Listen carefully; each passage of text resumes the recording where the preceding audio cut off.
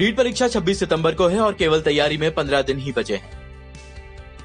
ऐसे में परीक्षा की तैयारी के लिए दैनिक भास्कर लेकर आया है रीट एग्जाम सीरीज, जहां एक्सपर्ट्स देंगे आपको परीक्षा की तैयारी के बारे में जानकारी। आज आप जानेंगे कि कैसे 15 दिन में रीट परीक्षा की तैयारी करें, 7 दिन जब बचे हैं तो कैसे रिवीजन करें, परीक्षा से ठीक एक दिन पहले क्या रणनीति होना चाहिए। इन तमाम पॉइंट्स पर स्टूडेंट्स को गाइड करने के लिए हमारे साथ आज इस सीरीज में हैं जाने माने विशेषज्ञ संदीप चौधरी।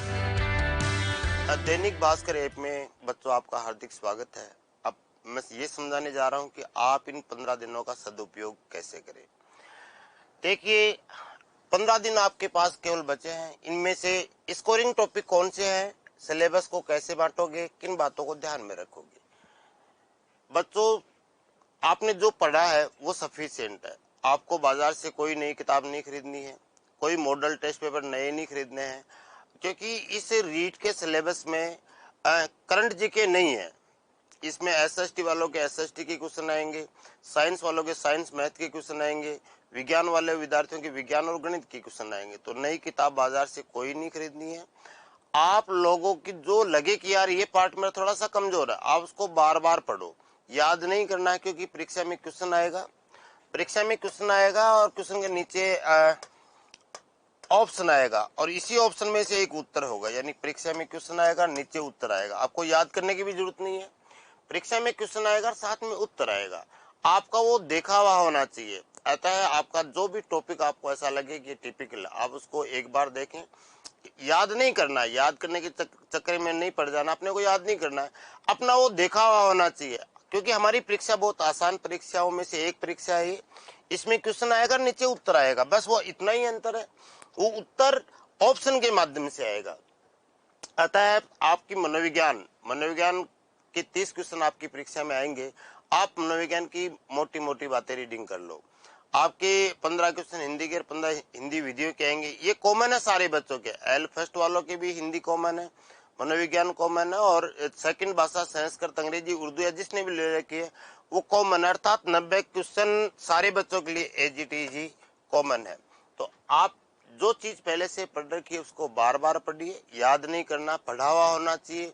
गांव की बोली में समझा रहा हूँ, अपना देखा होना चाहिए, क्योंकि अपने को देख कर ही ओ मार सिर पर गोला करके आना है। बात यह हुई कि इन 15 दिनों का अपन सदुपयोग इस प्रकार करेंगे। 7 दिन में रिविजन कैसे करें। जो चीज, कोई भी विषय को आपको 40 मिनट से ज्यादा नहीं पढ़ना है। जैसे 40 मिनट आपने पढ़ी हिंदी को 40 मिनट पढ़ने के बाद हिंदी की पुस्तक को करना है बंद।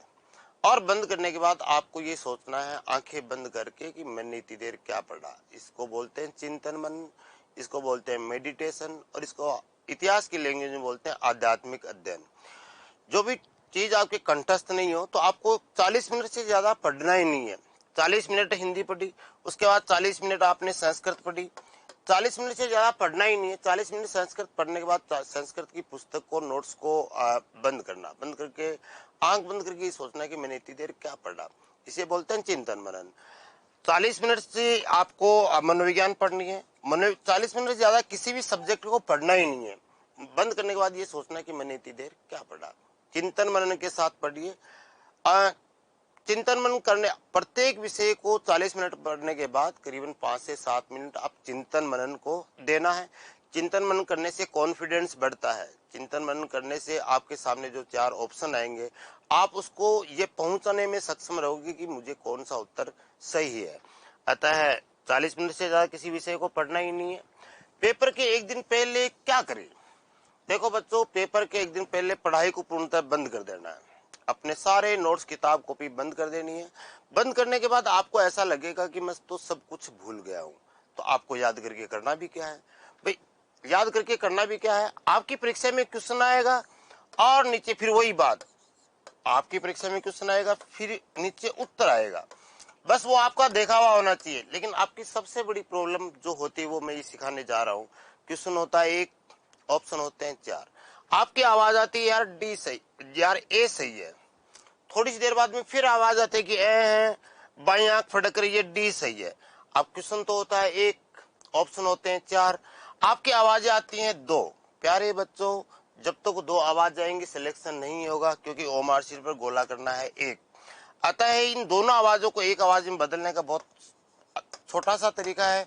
एक आवाज होती है आत्मा की, एक आवाज होती है दिमाग की। तो जब भी आप पेपर देने जाओगे तो आपको पहले चिंतन मनन करना है। एग्जाम हॉल में आपके सामने जैसे ही पेपर आएगा तो आपकी एक आवाज आएगी, दिमाग कहेगा ये डी सही है, आत्मा बोलेगी ए सही है। तो उस कंडीशन में आप एग्जाम हॉल में अपनी आंखों को बंद कीजिए और आत्मा को डायरेक्ट जिस किताब में पढ़ा उसको ले जाइए। देखने के बाद आत्मा के माध्यम से जो भी आत्मा बोले उसके निशान लगा दीजिए, आपकी आवाज एक हो जाएगी और आपका सिलेक्शन हो जाएगा।